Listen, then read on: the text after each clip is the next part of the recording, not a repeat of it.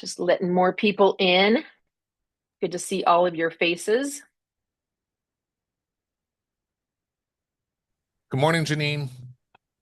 Good morning, Tim. Good morning. Hi, everybody. All right. On Facebook, right? There you go. Oh. Janine, you're on Real Estate Agents Only on Facebook, right? Uh-huh. Did you see my well, I'll call it debate that I'm having with Annie over who's responsible if a seller doesn't fill out a 22K?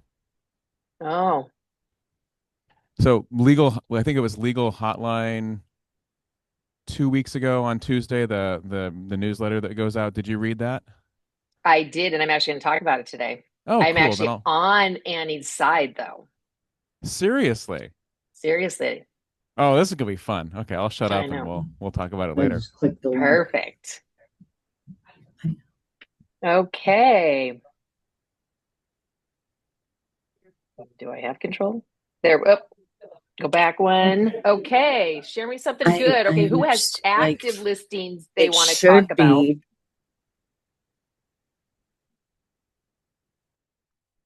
Who has active listings they want to talk about or looking for open house for active listings? I do not want to hear anybody talking about unactive listings needing open houses yet. Yeah, I could do due to the law change. Got a Ballard townhome. This is Michael Plankenber. I got a Ballard townhome. Anybody want an open? Let me know. Perfect. Ballard townhome. Nice sunny weekend. Janine, Gonna be good. Janine, Yes. hey, have a new listing that went on Thursday. We had 12 showings over the weekend and we did 3 open houses and had 6 parties through each day. 2 parties came back. Whereabouts is that, Sherry? In Bothell at 949. Nice. It was good, yeah. Right under that million mark. I have something. This is Jeannie. Hi, Jeannie. Hi. Did an open house and surprisingly there were like 9 parties coming through, and this had actually already been on the market, but we scheduled it at the same time as a new listing in the area, or the listing agent did. And so that got a lot of action between the 2 properties. And then the other good news is that my the 2-bedroom condo and under contract in Alki got through inspection. So. Nice. Good job. Who else has something good? Really? Well, I went to Alaska a few weeks ago and came home with a bunch of fish. It was an amazing trip. I got to go up to a glacier lake and get iceberg ice for cocktails. It was fabulous. Best trip I've done in a while. And by the way, the iceberg ice was 2,000 years old. So, and I'm still here. Didn't kill me. I did that too. It was so fun.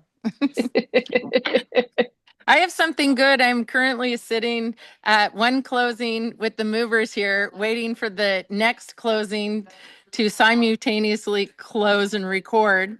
I have a listing in Auburn on Olive Avenue. I'd love to have a buyer. I have a listing in Mayfield, Mossy Rock, a beautiful 5-acre piece near Ikenswa. And I have a beautiful house in Chehalis, Washington, right halfway between Seattle and Portland. I'd love to find a buyer for. Oh, perfect. That's it. Yay. Good job, Kristen. Anybody else? Thank you. Anybody going once? Okay, let's go. Okay, for announcements, we have July graphics are up and posted, available today. So be ready to grab those off the hub if you need them, turn them into a campaign, send them out in a postcard. We're going to talk a little bit about soliciting as we've just had some great breakthroughs on that as well. So stay tuned for that. We also have the Agent's Edge with Simi. Jordan, do you want to talk about this? Yeah, can you hear me okay from back here? Yes. Right on. Well, so Simi, I can't remember, is this class number 4 in the series or 5.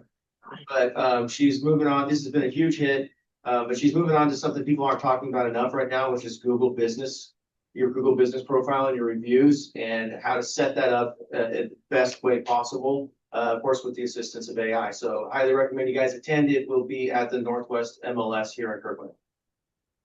Awesome. Thank you.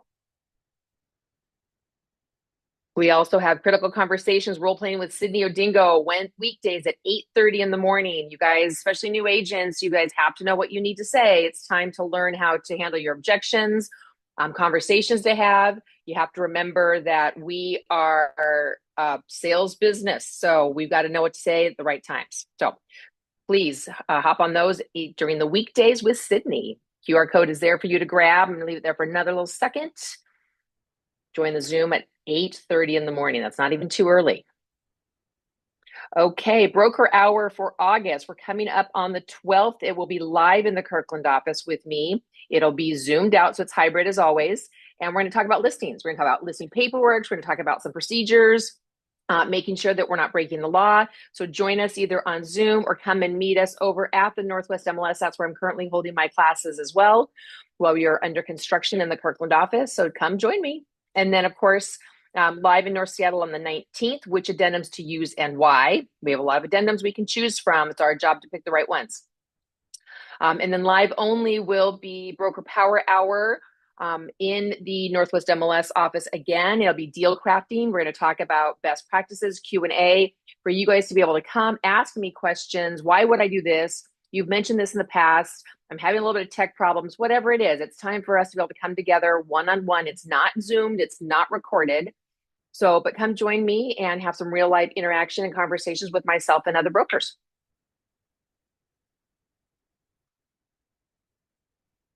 Subscribe to the online video library. Here's your QR code. New videos uploaded weekly. My 3 first weeks of the Wednesdays, those are the ones that are recorded. They are put onto the hub. I send them to Haley.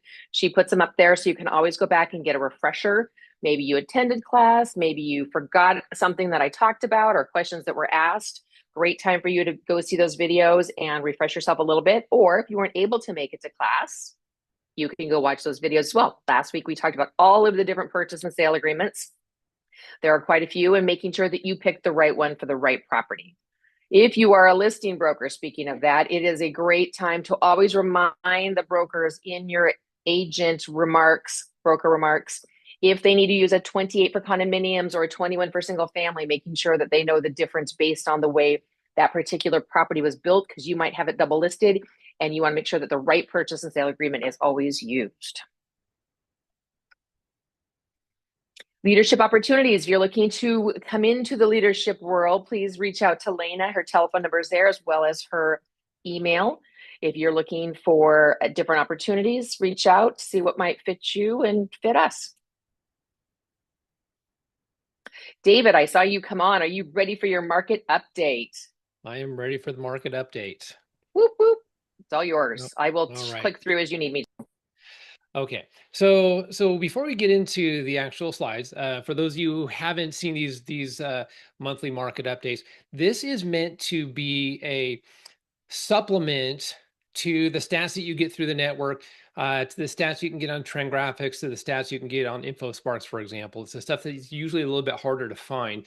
So I want to be able to present them here. And also, too, I like to present stats that kind of give us meaning as far as what the market's doing right now, because a lot of the information we get is kind of historical, based on sold data. And so I like to present some stuff that is based on pending data as well too. So let's go ahead and hit the first stat slide there.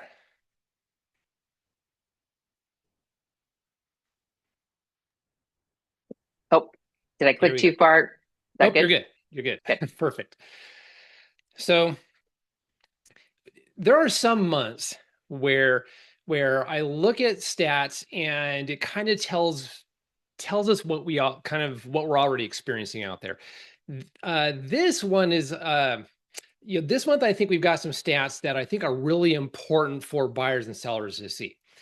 And this first one is days on market. Now I cover 8 counties on these stats. I know there are some of you that work in counties outside of these as well too, but your stats should be pretty close to the same as well too, since you're probably adjacent to one of these counties at least. So this is the days on market for closed and pending transactions. So if we take a look first at the green line, which is the days on market for closed transactions, we can see that the red line, the pending days on market, is typically, if you shift it a month, you're going to pretty much be in a pretty close to the same place, except when we look at the summer here.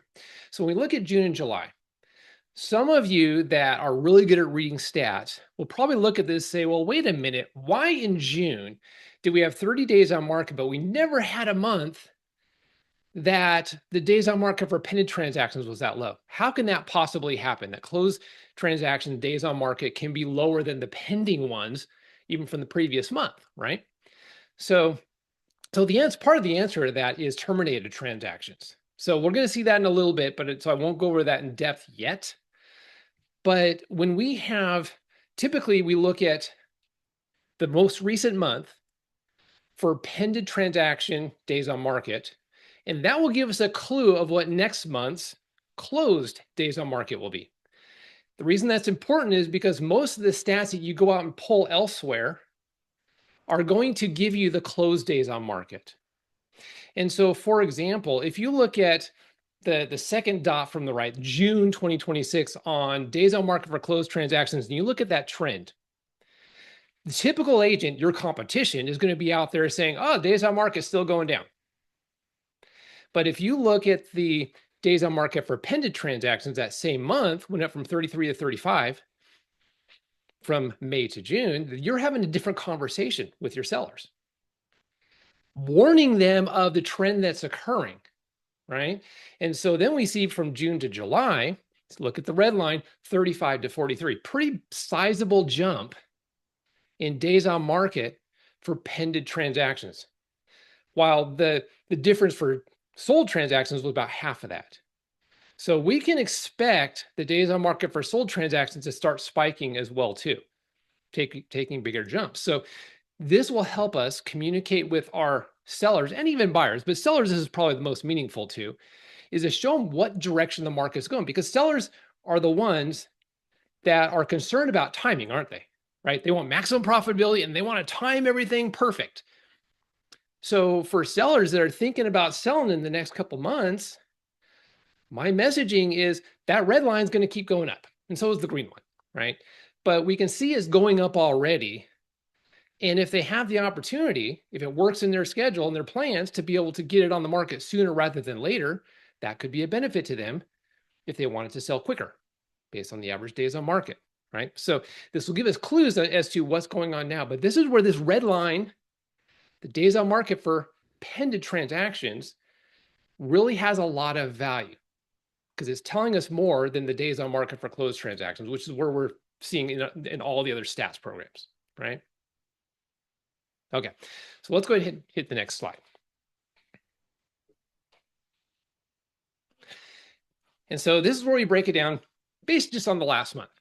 So we saw 34 days, average days on market for closed transactions, 43 days for pending transactions across the 8 counties. If you look at the bottom portion of those cards, essentially, you'll see what condos doing right now. Now, condos are an interesting market because, condos, there's a higher concentration of condos, obviously, in the higher population areas. And the higher population areas are the areas that are really struggling moving condos, right? And so you're going to see days on market. You're going to see all the stats for condos look typically a bit worse than single family, because right now, for most of the markets, there's an excess of inventory for condos, right? With the leash. Can we put it back? Where's the leash? If we look at that third card, 29% of listings last month went pending in the first 7 days.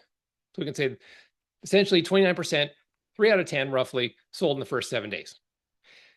Not too bad, really. I mean, for a market that's been slow for a long time, to have 3 out of 10 sell in a week, that's not horrible, but it's not great either, right? Compared to our previous markets. the key thing to look at here, and again, this is important to sellers, especially, is of the ones that did not sell in the first 7 days, that remaining group fell into a new statistical category of 59 days on market. So I know that going from 43 to 59 isn't a huge jump, but it could be meaningful to sellers. They need to know that if they're looking at experimenting, testing the market with their pricing, they need to know that if they're not one of the ones that sell in the first 7 days, their average days on market, the group that they're going to be in for average days on market, is nearly 60 days at that point, right? And so it's also good for buyers to understand too, because even a buyer that doesn't have very strong terms that they can compete with, if they end up in a multiple offer situation, which there are still some of those out in the market, still 7 out of 10 are staying on the market after the first week. So buyers still have a lot of choices, right? And buyers right now have a lot of leverage in the market too. All right, let's look at the next slide.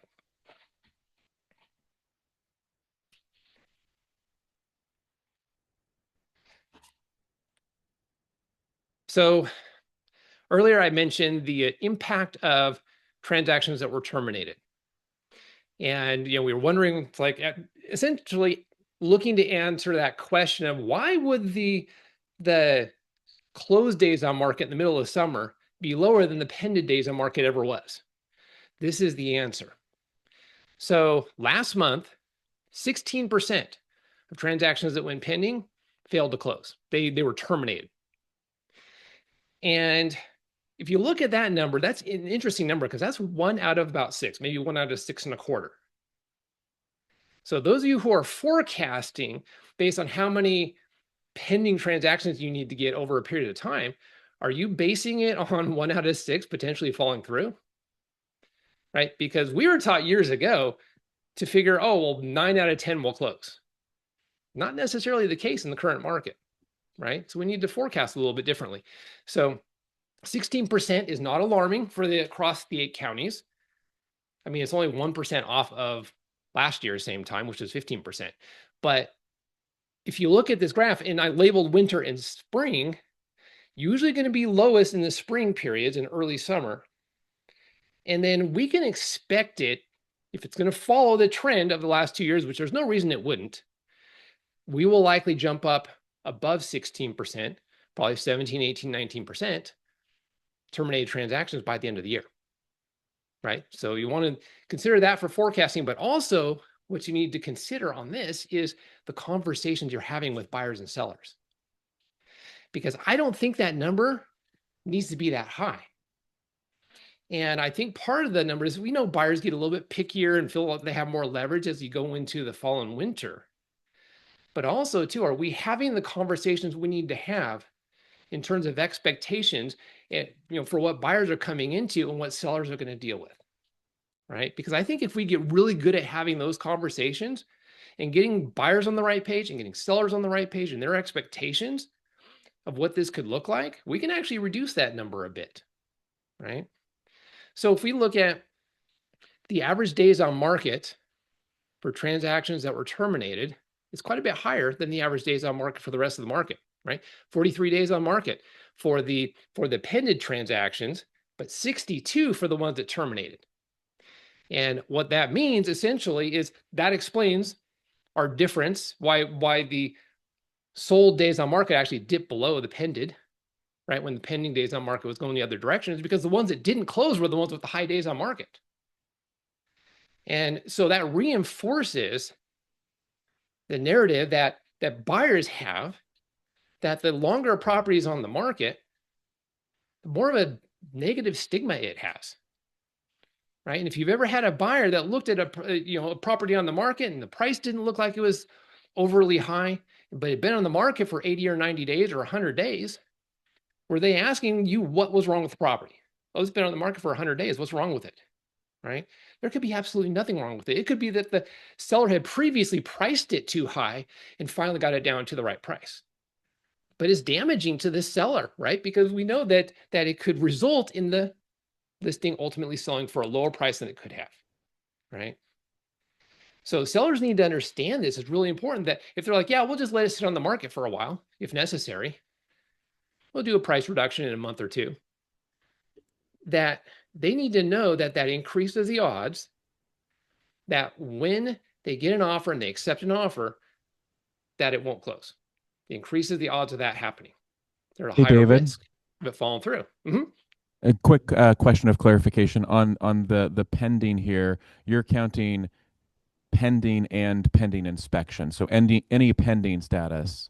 Correct. Do you have Pending any inspection, pending breakout feasibility. on of that 16%? What ratio of that were pending inspection failures versus pending failures? Because I know for us at least, we're seeing more. It feels like we're seeing more instability on the financing side of things, so a few more failures that way versus just failure of inspection negotiation. Yeah, and we don't have that breakdown, but that is a good point. And a good thing to know, which we don't know, right? It would be a good thing to know is, of the ones that are falling through, how much of those are maybe inspection related versus say financing related. And I have heard too that I've heard of more transactions falling through as a result of financing than I had just several months ago, earlier this year. And so what that would tell me as a listing agent is if I've got an offer and I don't know who the lender is, I'm making a phone call. Actually, I'm probably making a phone call anyways to check on the qualifications of the buyer, right? How are they really stretching to do this? See, what happens is we get in a market where our days on market is a little bit longer. We're not seeing as much activity. And we get one offer in. Finally, we've been on the market for 32 days and we got an offer in. It's the only offer, right? And we've had 10 showings since it went on the market or something like that. And the seller's like, yeah, let's sign it. And we don't even know how qualified the buyer is. Right. And so sometimes I think some sellers are accepting offers where they haven't really qualified the buyer financially. And it results in the transaction not closing because the buyer's financing failed. And the seller didn't have to go through that. And then they're going through the stigma of having to go back on the market. And buyers wondering, this was pending once. Why did it come back on the market? Right? Why did it fall through? And you're having to explain that. So yeah, I think that's a great thing to have. I found too that it, tracking pending versus pending inspection is, I don't know, let's say 80% accurate, just because I've noticed a lot of agents, just so they don't have to change the status again, go from active straight to pending, even if it's pending inspection. Not a good practice, but I've seen it a lot actually too. But yeah, I think that would be a pretty reasonable thing to look at too. But thanks for asking. All right, let's hit the next slide. There we go. All right, across the 8 counties. This comes straight from NWMLS. It's their pending transaction stats. So across these 8 counties, 22% of listings have multiple offers. About 1 out of 4 or 5. I don't know. Some of you might be wondering, well, where the heck is that? Right? They're happening. There are some properties that are getting multiple offers. Only 8% end up going under contract with an escalation addendum. That tells me that a lot of them probably started with escalation addendums in some of these multiple offer situations, but they probably took them out during negotiations, which is something I support personally. If we look at the inspection addendum, only about half of transactions across these 8 counties, of all the pending transactions, only about half had an inspection addendum. Still a little bit surprising to me. In the market that we're in, we're like, wow, we're in a market that's really been struggling a bit, but only half have an inspection addendum. And I know some of this is because some sellers have been doing seller procure pre-inspections. The buyer looks at that, they're like, oh, that's good enough to mitigate my risk, and they move forward. I personally would love to see more of the situations where even in there that the buyer gets their own inspection. So I think we're leaning a little bit too much probably on seller procure pre-inspections on the buyer side. That's my only theory to why only half of the pending transactions had an inspection addendum, right? When we only had 22% that had multiple offers. So interesting thing to keep track of. The financing one, the reason that I like to track that is that helps give me an indication of the first-time buyers out there. And it's not a direct correlation necessarily, but at 73% having financing addendum, that's, we generally know that most first-time buyers are going to finance. And there was a time years ago, probably 10, 15 years ago, when 50% of all the transactions in our market were first-time buyers purchasing homes. And at that time, probably 80% plus had financing addendum. So that 73% that we're seeing here, it was over 80% back in those days. What's happened is because of affordability and interest rates, we're seeing first-time home buyers kind of stall. Seeing 25 to 30% of transactions that are first-time homebuyer transactions, which brings that financing addendum number down. So it's not a direct correlation, but it does give us clues. So if I start to see that go up to 77, 78, 79%, I know that first-time homebuyers are flooding back into the market, right? So that's kind of my indication without actually finding out first-time homebuyers specifically. But that's why I like to track that as well too, is to kind of get a gauge on where we are in the market in relation to first-time home buyers, and we're still struggling on the first-time home buyer part. So, and then my last thing here on the very bottom, average pending price to list price ratio is 99%. And what's interesting is I kind of wondered about that, and I'm like, well, let me pull the actual numbers into a spreadsheet and see if that's true, because it didn't seem believable with the amount of transactions that I saw that were under contract well below asking price. And even looking at solds, for example, it didn't, it's like it can't match up, but it was actually matching up. So what it doesn't tell us is the average pending price to original list price ratio based on where they started. So it's telling us still that once a listing gets to the price it needs to get for buyers to snatch it up, they're under contract pretty close to asking price on average. Now there's some of them that will be 50,000 below asking price or whatever, but on average, market wide, we're still pretty close to asking price based on the last asking price. So it just goes to show that buyers aren't negotiating across the board way below asking price based on the current price that something is listed at. So, all right, well, that's all I have for today. Wonderful, thank you. Are there any questions for David about his slides or stats? Okay, then. Moving right along. Okay, a few updates. Number one, 22K in lienable utilities. So the scenario, and Jamie and I were kind of talking about this as you guys were funneling into the chat today and into the meeting. Buyers recently closed on a home. They received a sewer bill for over $3,000. Seller didn't disclose this sewer company on the form 22K. So 22K was uploaded, we're guessing, into supplements. Many times I have seen 22K uploaded, signed by the seller, and completely blank, which to me is an anomaly and a weird thing to do, and usually want to beat somebody over the head for it, because don't have your clients fill something that's not filled out, okay? Seller did not disclose the sewer company on 22K and left off the other utility company. So what I would call a blank 22K. Title company was reached out and said that the title insurance is not responsible, which is true. Is there anything the buyer can do aside from getting legal counsel? Number one, if you are a listing broker and you are going to complete 22K, your client's going to sign it, please make sure it is filled out in its entirety. One, it discloses lienable utilities. Two, it tells the buyer the other utility companies that are serving the property. Avoid, and this is where Jamie disagrees with Annie, and I actually agree with Annie Fitzsimmons, who is the WR hotline attorney, that if the seller's not going to fill it out, we as buyer brokers need to fill it out, because it does state in the contract that it must be completed. In order for those instructions to be given to escrow to hold back money for lienable utilities, they usually hold back about 1.5 times. Whatever's left over, they give to the seller. They send them a check later on. That would avoid having this mishap of $3,000 all of a sudden showing up on the buyer's lap. So attaching form 22K but leaving it blank will likely be viewed as a drafting error on our part. It does state at the very bottom of 22K, sellers to fill it out within the default of 5 days. But what if they don't? There is nothing in the actual contract that says if they don't fill it out, the deal terminates, what have you. I find it very simple by searching nearby properties in Matrix, Dean, who has a 22K, reaching out to those utility companies, finding out if they are the ones that service the property that my buyer is buying. I will then make sure it gets completed, because I've had many listing brokers who completely ignore the 5-day rule or don't want to fill it out at all, even though their client physically signs it. Now, I would love it if Jamie would come back on and tell me his version. I'm so activated right now.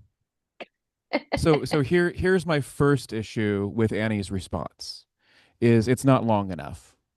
Law is complicated. It's not long enough. And the first thing, if you go to any of these legal Battle of the Barristers, best education class of the year, draft like a lawyer, all of that, they say, and I'll censor myself, read the documents. Actually read them. And my challenge here is I know that Annie has read this document, but she's not reflecting that she has. First and foremost, your statement that title insurance shouldn't cover this, we don't know that with regard to the lien because the lien timing was not disclosed.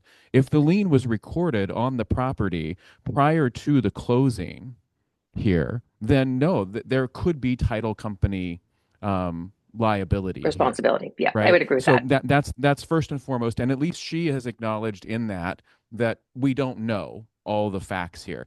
I find it a little suspicious that that they put the lien on it 5 months ago. Like if they put the lien on it 5 months ago, that should be of record. Now, whether they drafted the lien 5 months ago and then forgot to record it as the utility, well, that's something different. But if you actually read the documents, at the bottom of the 22K, it says, seller shall fill out this form within 5 days. And then the last one is the get out of jail free card for the listing broker and the buyer broker. It says something of the order of, by no means will the listing broker or the buyer broker be responsible for the fact that this form was not filled out. Now, to go to your point of what happens if the seller doesn't do what the seller says that they're going to do or is obligated to do in the contract, as far as I know, if any party to the contract doesn't do what they should do, that's default.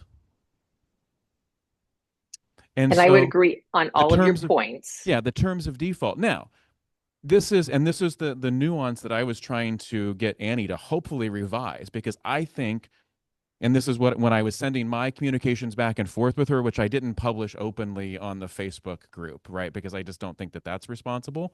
But whether she makes it pretty clear that her legal hotline opinions are not to be used in an argument between a seller and a buyer. But we all know that they're both used offensively and defensively in situations like this. I think it's dangerous for us buyers to have that opinion in the database because our buyer brokers, because there's going to be somebody out there who didn't do their job who's going to use it and say, well, Annie agrees with me. And so I look at it from the perspective of, no, the seller defaulted. It's the seller's responsibility. And you could even say, as much as our escrow company people would not like it, it's the escrow company's duty to say, I don't have a blank form. If I'm an escrow company, I'm sure as hell going to want to make sure that I've got an email out there to the parties saying, hey, blank form 5 days prior to closing here. Somebody's going to fill it out. And if they've got that, then that's kind of their get out of jail free card. Now, that's all the technical stuff. I agree with Annie when it comes to, as buyer brokers, we should run a cleaner business. Nobody is benefited by having a situation like this come up.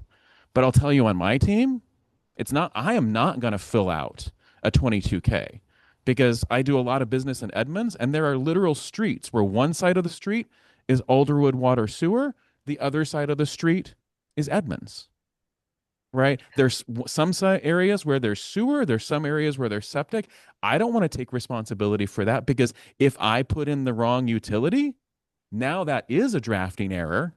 And now I get to pay for that. And ask me how I know, because there was one point where I just assumed that there wouldn't be a sewer capacity charge, and I ended up paying that, right? So for me, it should be a seller's thing, and it should be in your system that 5 days after mutual acceptance, if you don't have that form filled out, you go get it filled out.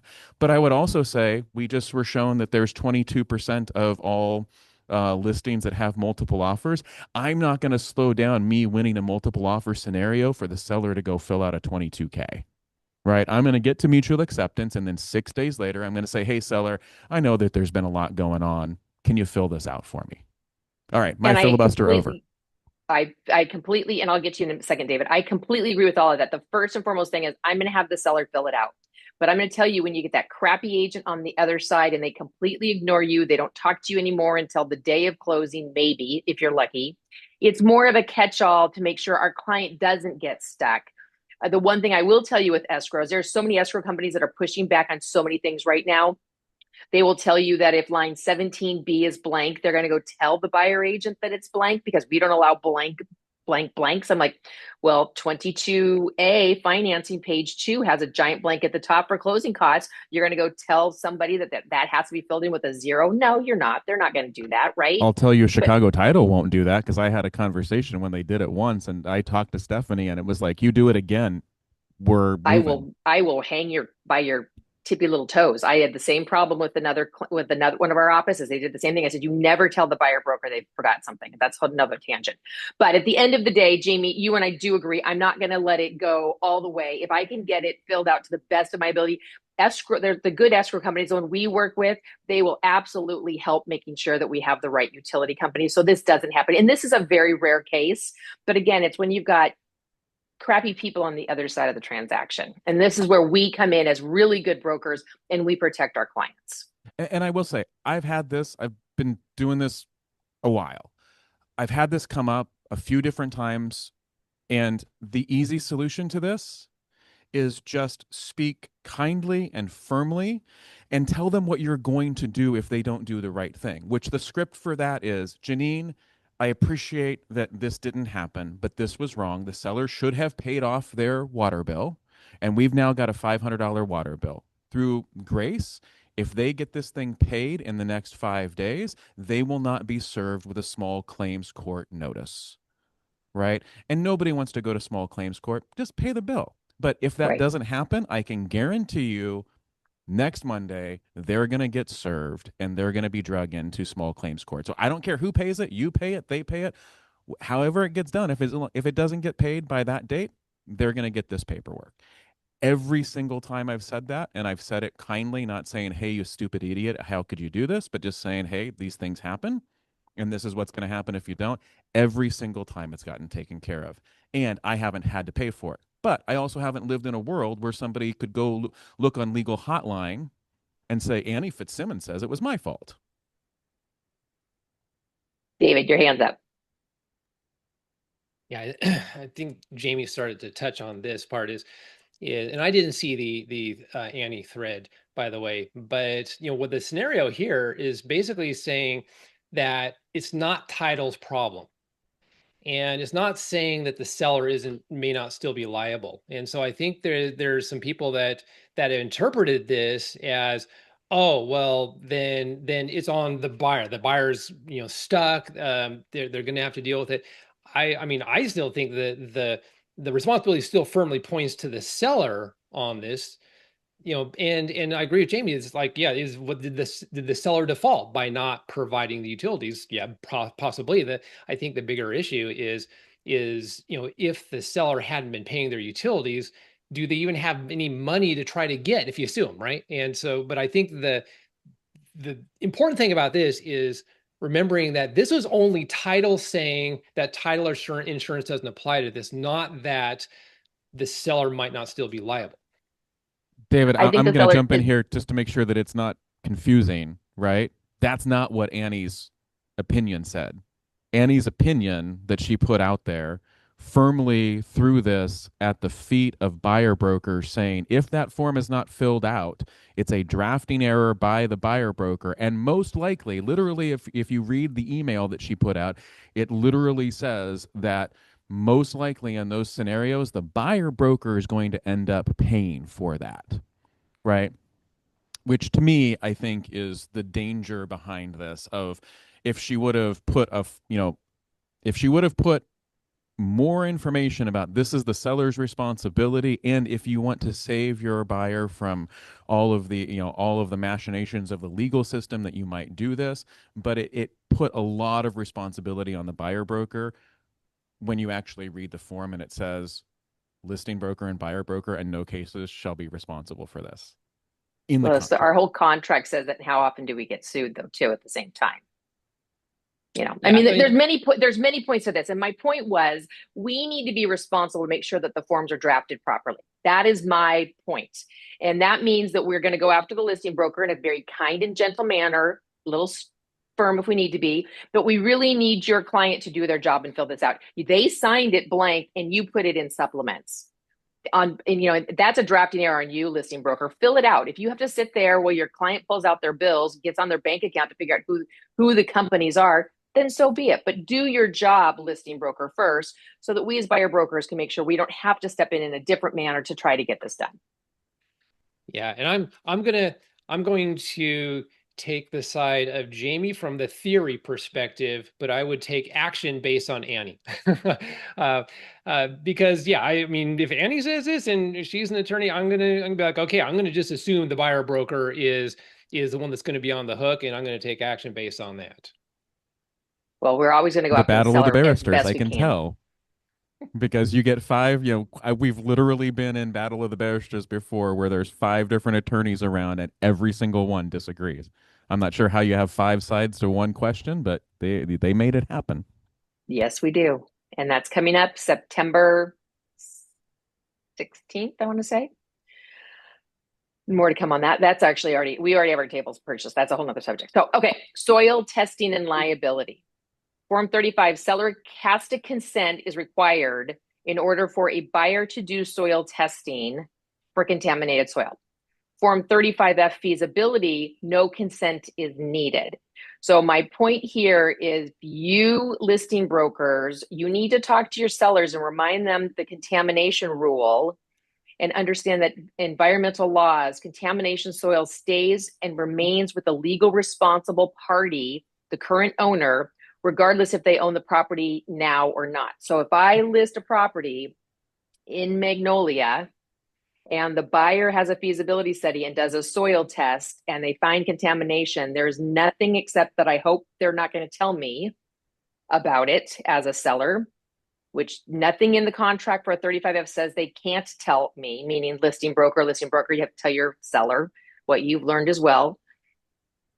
That now stays with me, the current property owner, even though I might move 4 different times into different properties that have nothing to do with this property. So be very careful, listing brokers. Make sure you add language into a contract if, in fact, the property your client is selling has an oil tank on it, and the buyer is going to do soil testing. Grab the language from 35 and put it into your 35F, your feasibility study, to that buyer that they cannot do a soil test without seller's written consent. So this is coming up a little bit more often, especially if the property owner doesn't have the insurance, because it is now run dry. If they had the insurance, they got it decades ago, then they're covered, but you can't get that insurance today. So being very careful if there's still an actual tank on the property. Any questions on that?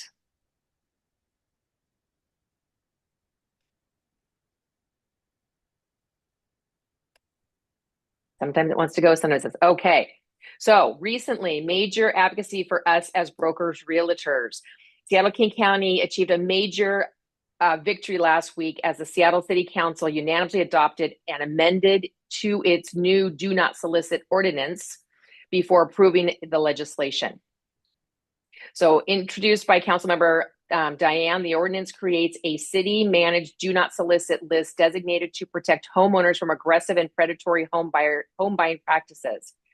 Seattle-King County supported the ordinance goal of protecting homeowners. However, as originally drafted, the language was broad enough for potentially prohibiting routine communications by us as realtors to keep residents informed, including market updates, newsletters, community mailers. In response, Seattle-King County mobilized members to the city councilman members and advocated for an amendment that would target predatory actors without restricting legitimate real estate communications.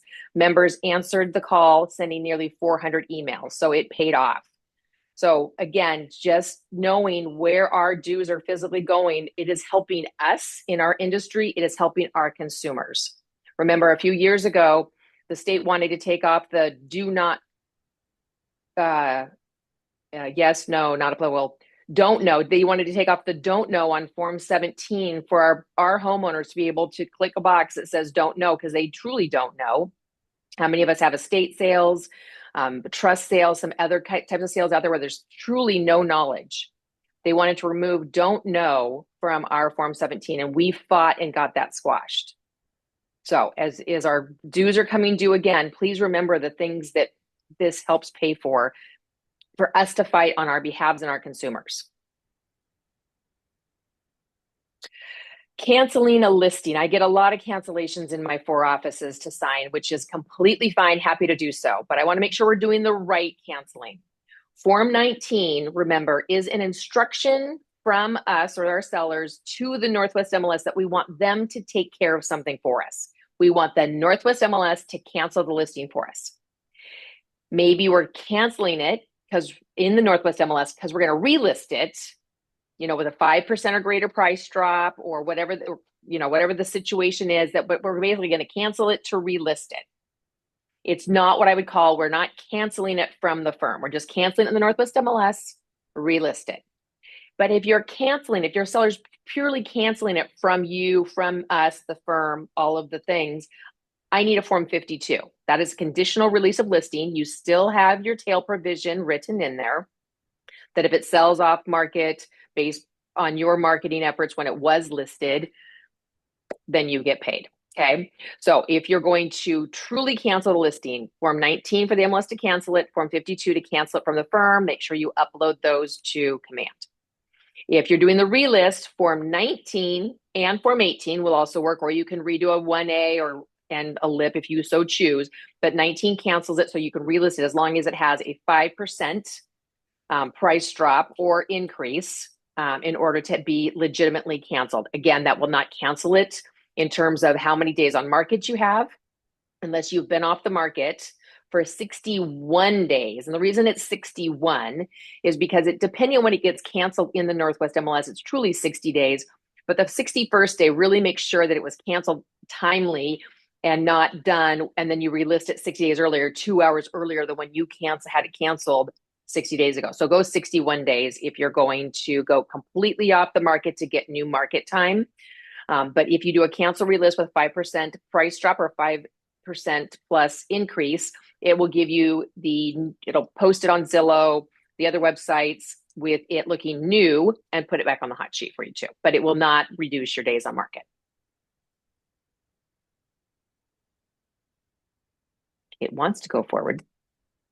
Maybe that was my last slide. That was my last slide. Look at that. Okay. How about some questions out there?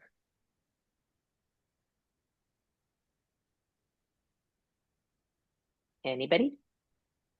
Well, then I'll let you go early. It's a beautiful day in the neighborhood. You can go out there and get some sun.